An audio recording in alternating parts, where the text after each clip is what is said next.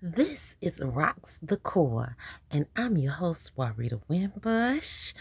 And this is a Raquel Roxette, Stage Left Planet, and Lilia Productions production.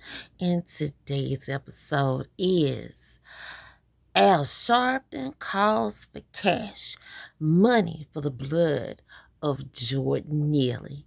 Yes, we're going to discuss Jordan Neely today and Daniel Penny, two men whose lives whose paths cross through tragedy. And we're going to discuss that today.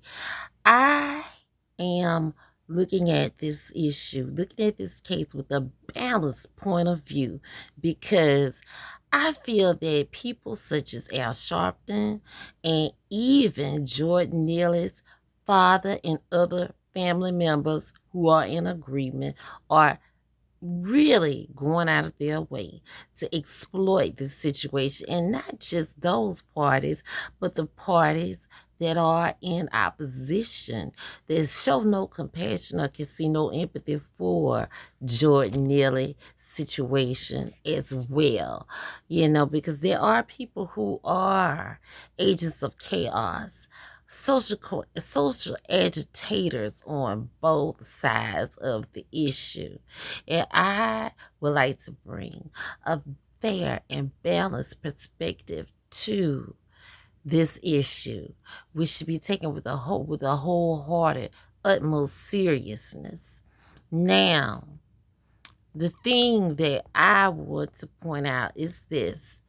Al Sharpton released a statement calling for civil vigilantism in the wake of Daniel Penny's innocent verdict in the case of the murder of Jordan Neely. He says that Daniel Penny executed, that he carried out an act of civil vigilantism in his attempt to restrain Jordan Neely. I find this to be a statement of pure cowardice and instigation on the part of Al Sharpton. I truly do, and he should be ashamed of himself for doing so.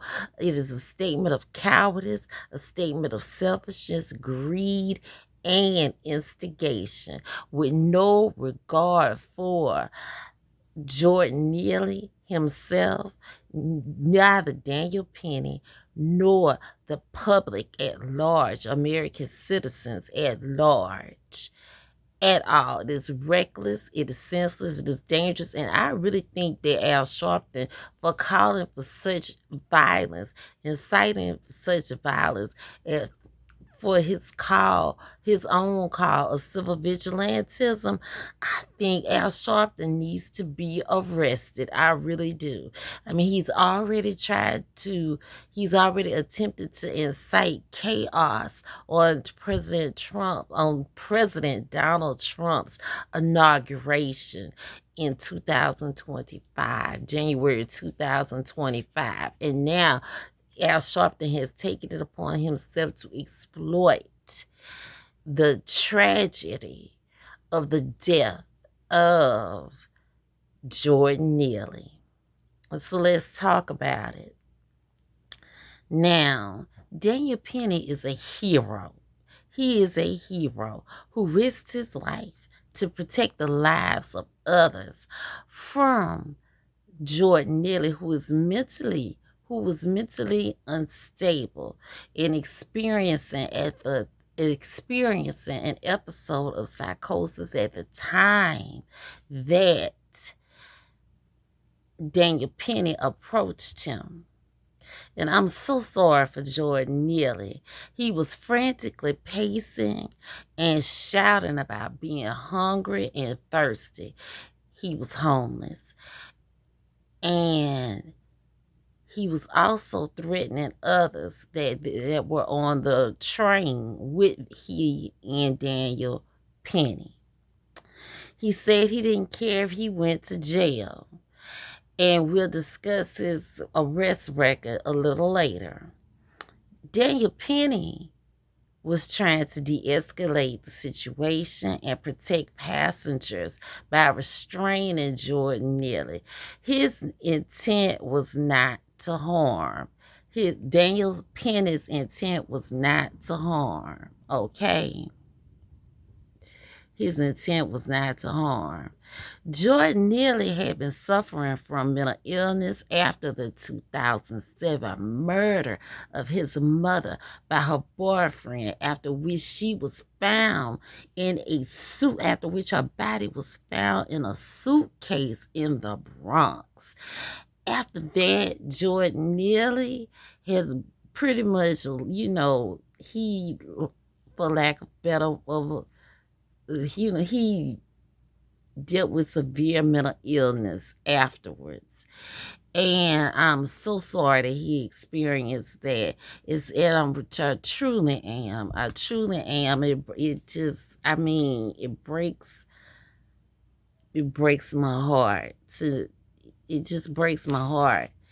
I mean, he used to ride the subway trains and people would see him begging for food and looking through the trash cans for food, and he was homeless.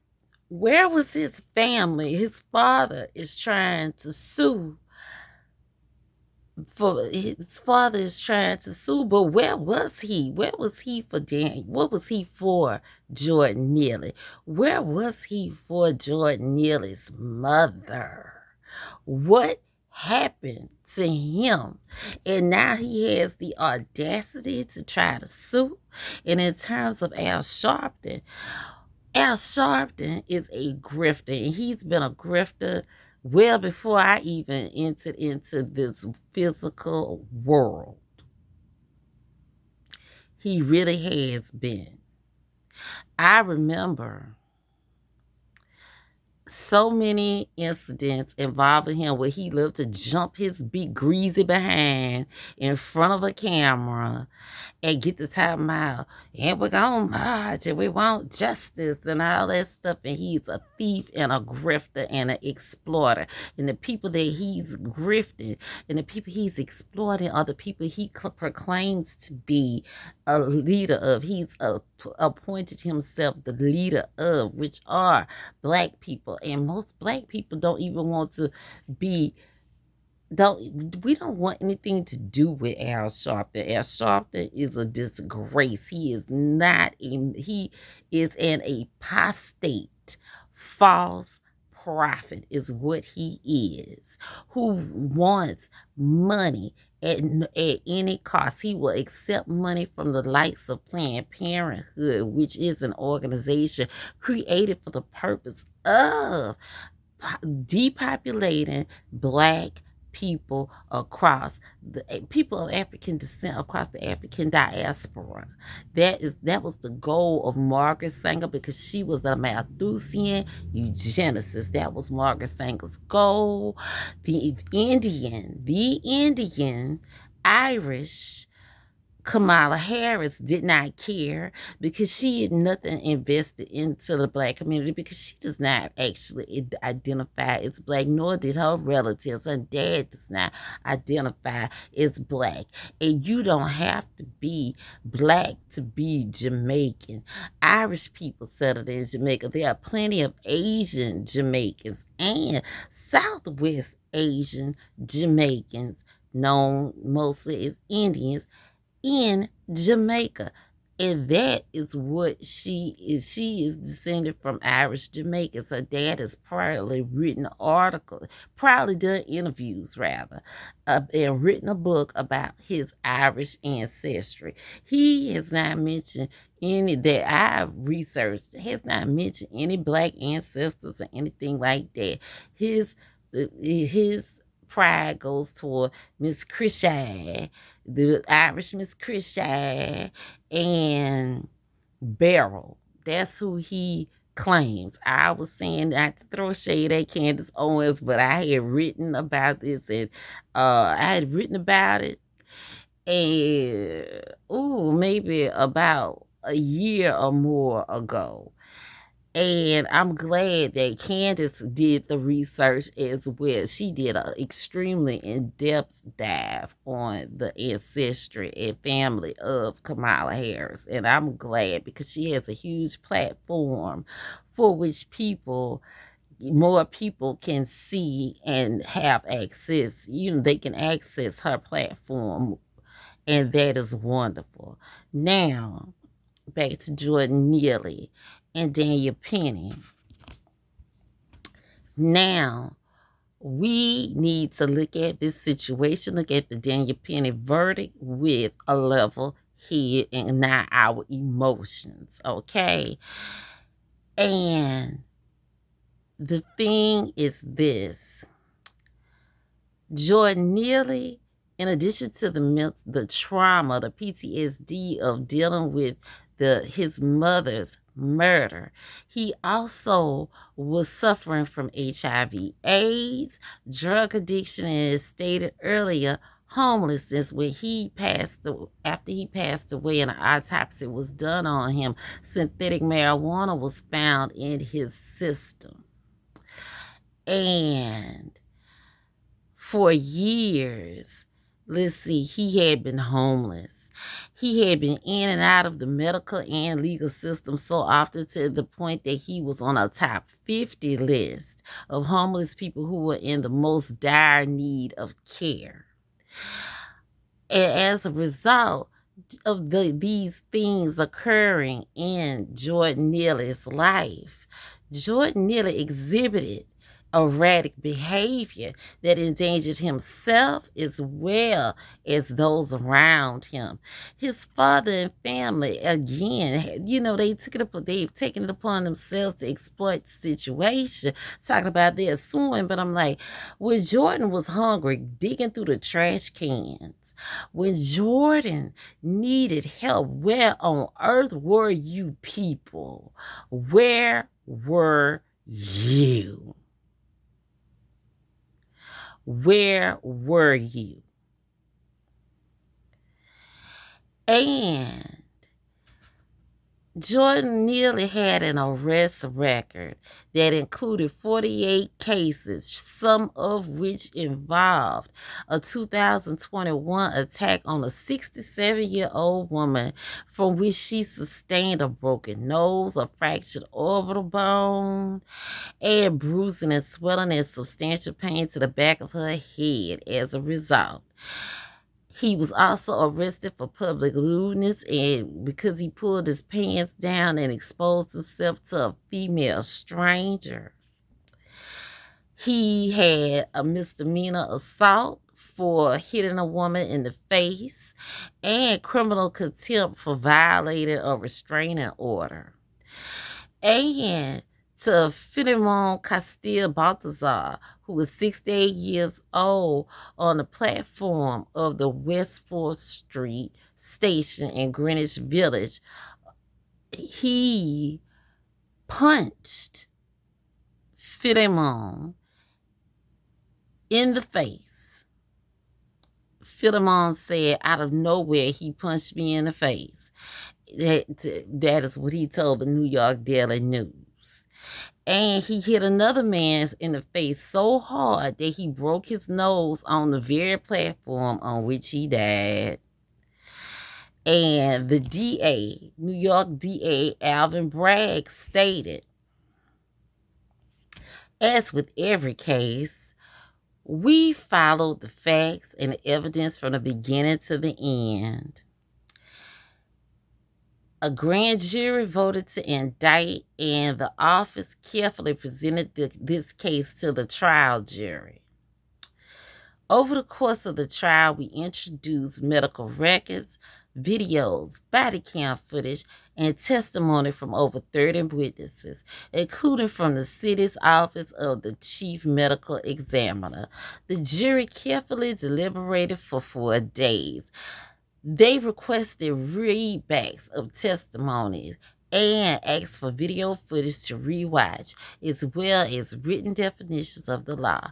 Their lengthy deliberation and the totality of the facts and the evidence underscore why this case was put in front of a jury of Mr. Penny's peer. The jury has now spoken at the Manhattan DA's office. We deeply respect the jury process and we respect their verdict.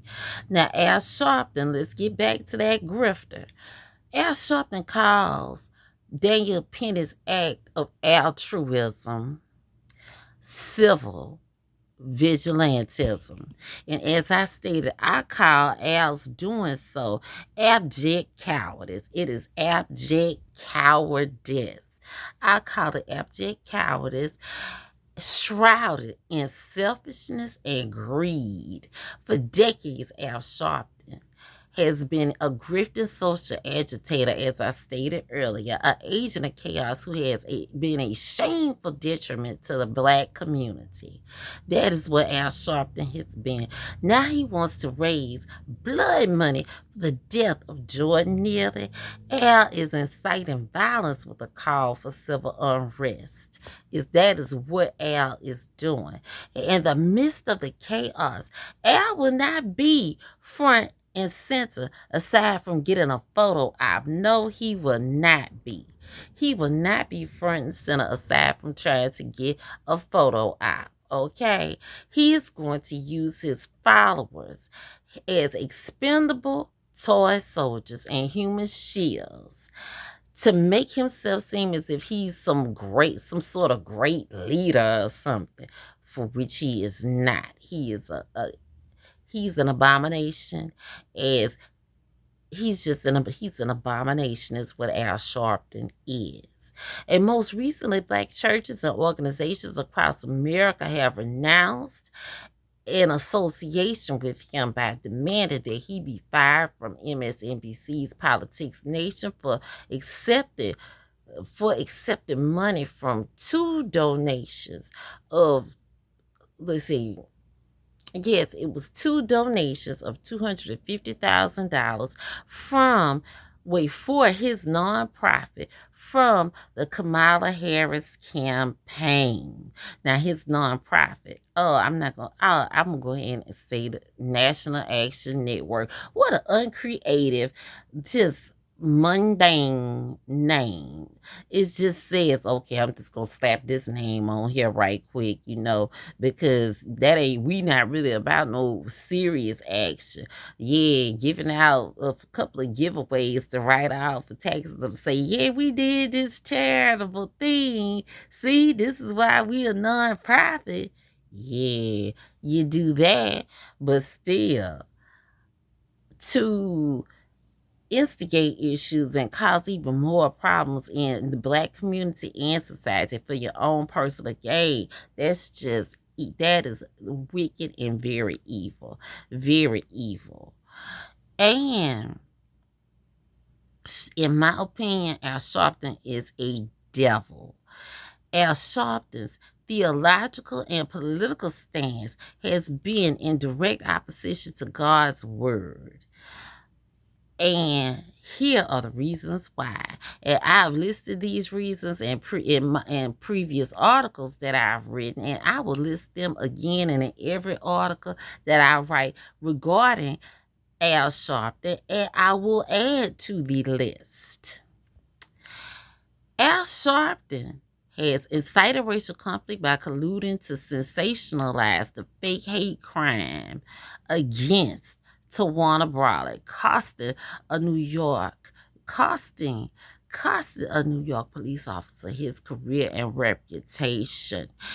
Al Sharpton tried to coerce black people into getting dangerous, barely studied and tested experimental vaccines with no regard for the negligence practices of pharmaceutical companies such as Gilead Sciences and Pfizer, whose poisonous drugs such as AZT, Valkyrie, and Remdesivir have jeopardized the health and safety of its patients and citizens worldwide. And he also champions the murder, via abortion of preborn children, even though abortion is the number one killer of Black people. Champions reproductive rights, so-called reproductive rights, which is code for abortion of the reproductive rights of Black women, but will not boycott companies that make the cancer causing chemical relaxers that have been shown to be directly linked to female reproductive cancers and illnesses, including infertilities, and that also jeopardize the lives of their future offspring, and as well as those that they are carrying when they are pregnant. But what does Al wear? Oh, Al wears chemical straighteners. Al straightens his hair. So maybe he's in league with companies such as L'Oreal that makes those products, those major companies, big billion and trillion dollar companies, right? So of course he doesn't want to mess up his bag with them. Neither Planned Parenthood either, for which I think they even named him as an ambassador, and he says that women are creative when they abort their children. What is creative about destroying a living human being in your body that is half of you, which God blessed you with? What is creative about that? And I'm not condemning women who don't know the full facts or understand the full ramifications of abortion. I'm really not. But to cut to the point, he won't even denounce Planned Parenthood, nor its founder, nor the way it butchers babies, whether those babies are in the mother's womb or even out of the mother's womb, to even to salvage their bodies, to sell their body parts to private entities and private companies. And and won't denounce them, even though they leave babies who survive the abortions to die. The babies cry for help as their little lives slip away from them. What kind of monster is Al Sharpton? And that he will go and exploit the death of that beautiful young man, Jordan Neely, at the expense of a heroic young man, the heroic young man, Daniel Penny. Shame on Al Sharpton. This has been Rocks the Core. And as I say in my Stage Left Planet podcast, focus on God.